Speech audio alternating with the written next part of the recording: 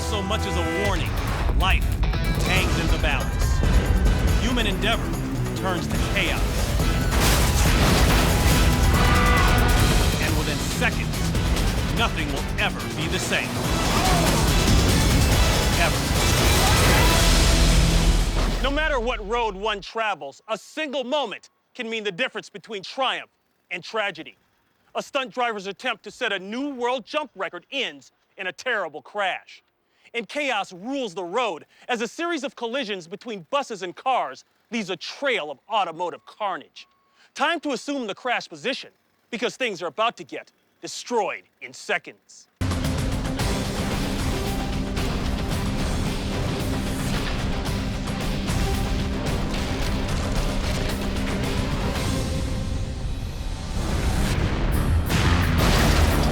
Mark Hager lives life on the edge.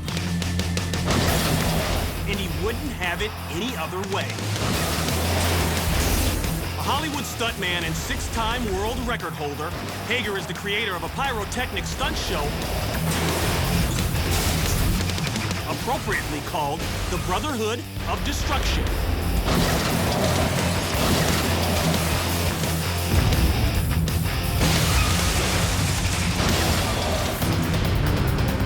January 2006.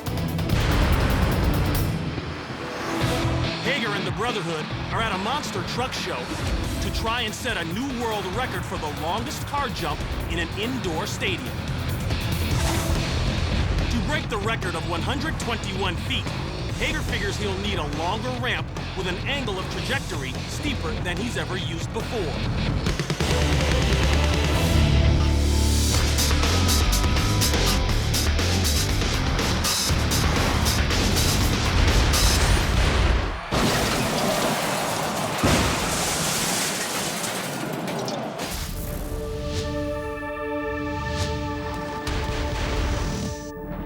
Hager reaches 61 miles per hour on the 1,000-foot approach. He launches 43 feet into the air, lands nose first. Then bounces another 70 feet before landing on the next-to-last catch car, just feet from the stadium floor. His crew rushes in.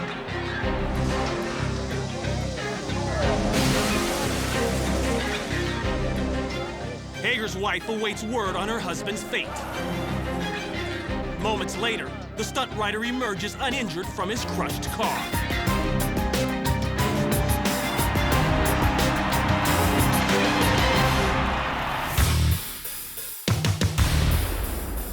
Hager says he was unprepared for how far and high his bounce would send him.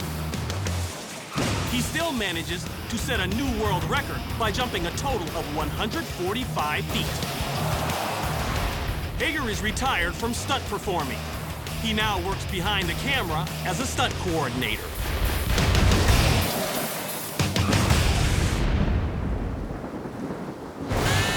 September 17th, 2009. Funnel clouds hover over this quaint resort town on the Spanish coast. The accompanying storms bring heavy rains and widespread flooding. Downtown streets become swollen rivers, engulfing cars and trucks over several days and nights. Just when it looks like the storms have passed, diners at this restaurant discover that the drama is far from over.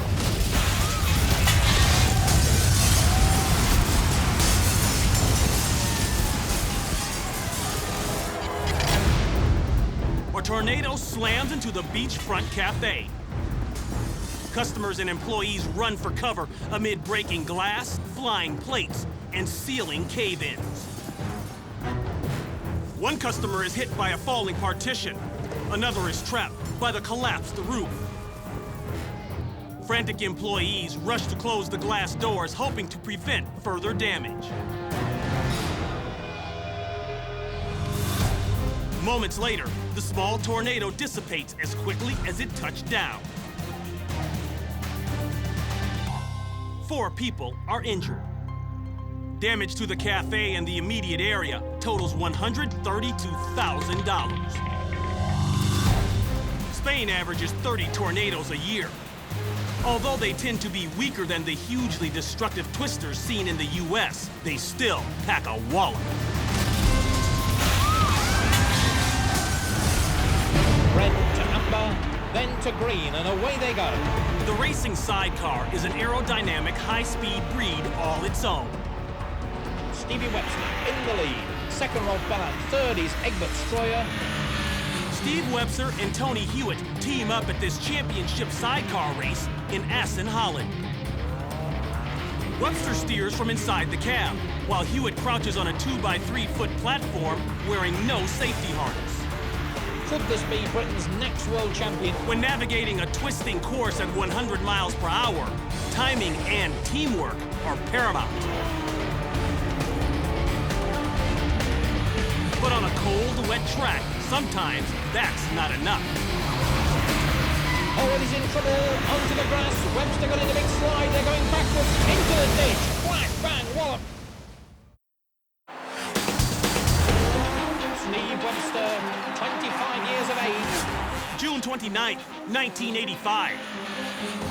It's round 3 of the Sidecar World Championships. It's cold and the track is wet. Driver Steve Webster, known as King of the Three-Wheel, and his teammate Tony Hewitt advance to the front of the pack. But everything changes when they approach turn 4. Oh, he's in trouble. Onto the grass. Webster got in a big slide. They're going backwards.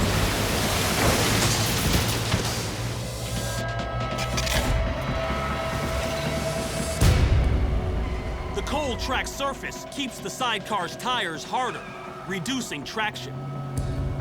The sidecar suddenly jerks to the right, then careens across the infield and into a ditch filled with rainwater. The cab bounces with Webster still inside. Hewitt is ejected into the 8-foot ditch. The outfit was the driver. Well, there's Steve Webster. Initially, Webster is on his feet, but moments later, he collapses. That left arm looks broken. Bystanders come to Hewitt's aid. And there is the passenger, Tony Hewitt. What a disaster for the British crew. He lays on the ground in severe pain. And certainly a problem there. Looks to be in a great deal of pain. The two racers leave the track in an ambulance.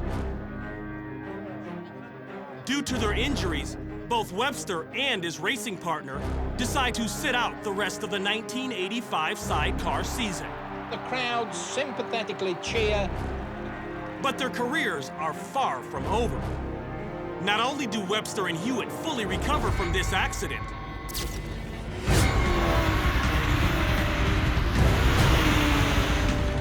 they go on to win 3 consecutive Sidecar World Championship titles.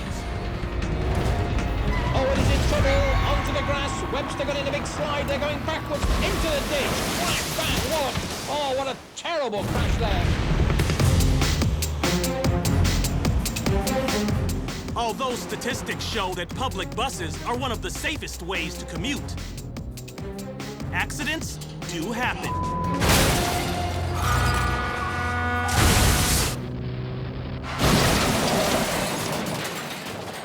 Albuquerque, New Mexico.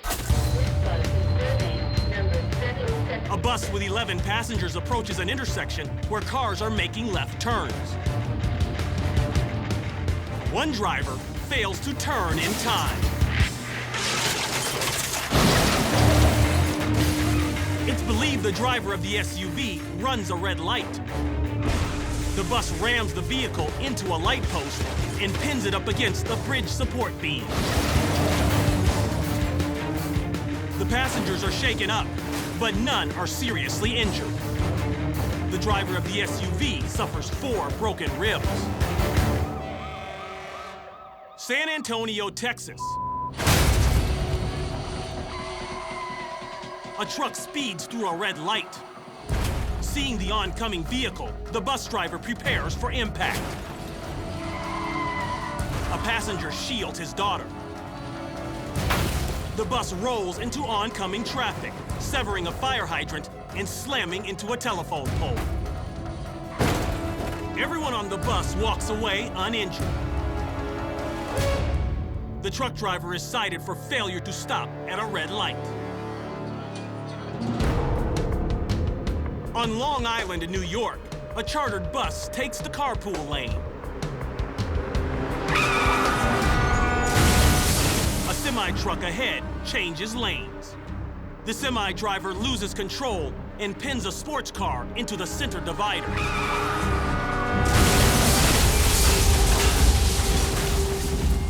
The bus slams into the car, wedging it underneath the trailer. The driver of the sports car suffers a neck injury and bruising. Passengers on the bus escape the ordeal with only minor injuries. Despite these documented crashes, accidents on buses are rare. When they do happen, less than 1,000th of 1% result in a fatality.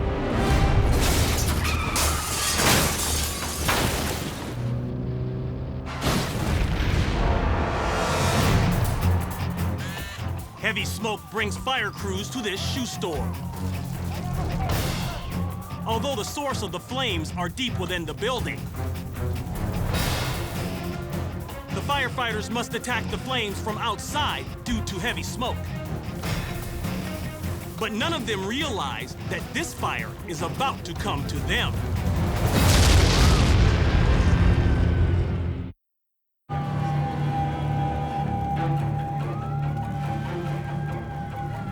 A smoky fire burns inside this shoe store. Firefighters battle the blaze from all angles as trapped smoke escapes into the street. Firemen attempt to crawl under the thick plume to douse the flames.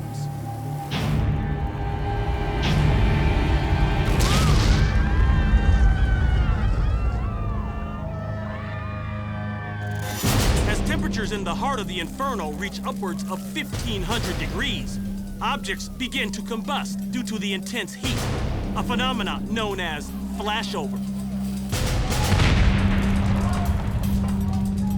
Firefighters hold their ground even as they're showered with fiery debris. After enduring 4 hours of thick smoke and extreme temperatures, the crews are exhausted, but they've got a handle on the blaze. One firefighter suffers a broken leg and internal bruising after a 2-story fall. Total damages to the store are estimated at over $750,000, including $50,000 worth of merchandise.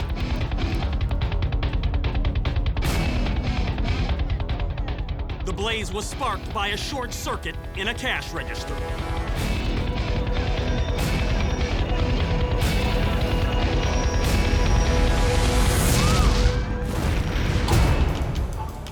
Torrential rains and mountainous terrain make this country one of the most geologically unstable locations in the world.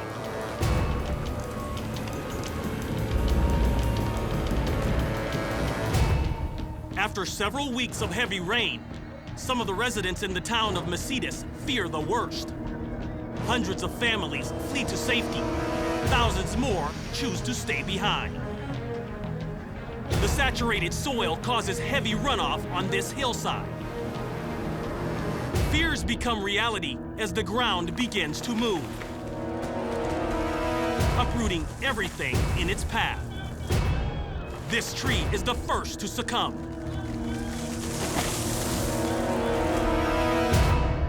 As the mudslide suddenly picks up speed,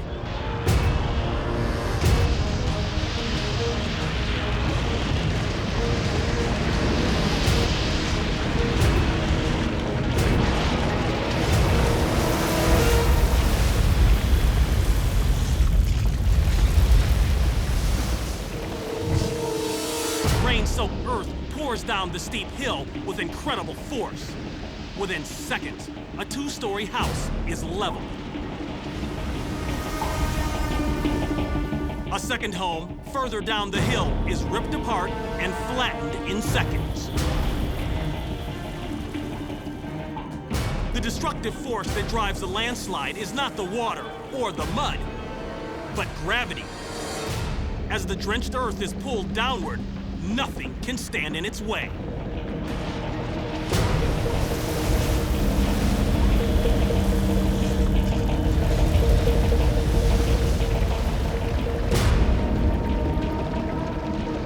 Locals rush up the hill to aid possible victims. Luckily, no one is in either home when the landslide occurs.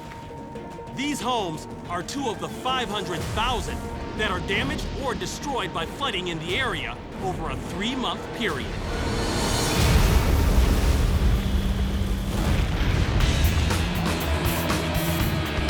Mini sprints are underway. Wing sprint cars can reach speeds of up to 140 miles per hour. That's why they rely on their aerodynamic wings to increase traction and prevent flipovers. They come out of turn 4, battle shaping up. But at this race, those same wings are the reason one car careens into the flagman's tower.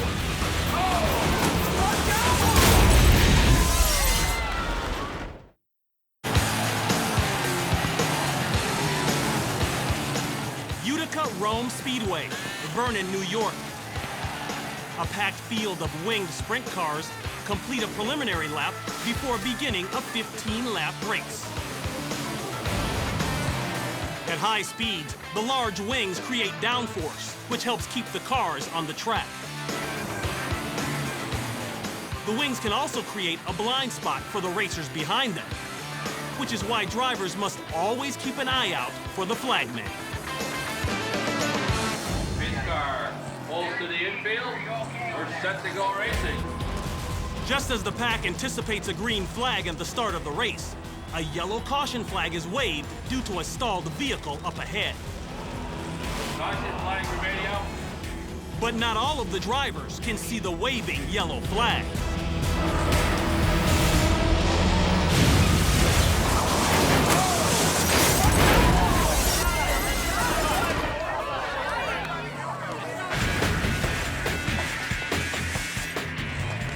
The front two cars slow down when they spot the caution flag. Unable to see due to car 44's wing, car 3 doesn't slow down. As the front end whips around, it creates a makeshift ramp that sends another speeding car airborne and smashing into the flagman's stand. With only a second to react, lead flagman Matt Burdick shoves the assistant flagman off the 12-foot-high metal platform. Matt Burdick and Tom making the exit on the flag stand. Oh! The number 2 car slams to the ground, its front axle destroyed.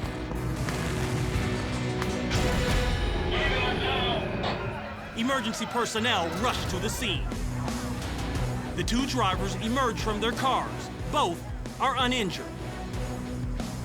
But the luckiest guys on the track are the 2 flagmen. Both manage to escape without injury.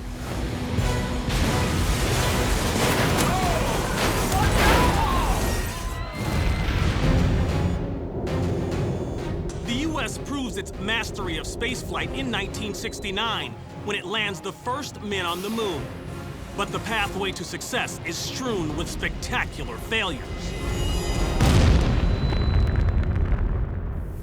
In 1958, just 2 months after the Soviets put the world's first satellite into orbit, the U.S. attempts to launch a rocket called Vanguard. Just 4 feet off the ground, low fuel tank pressure causes the Vanguard to fall back on the launch pad and explode.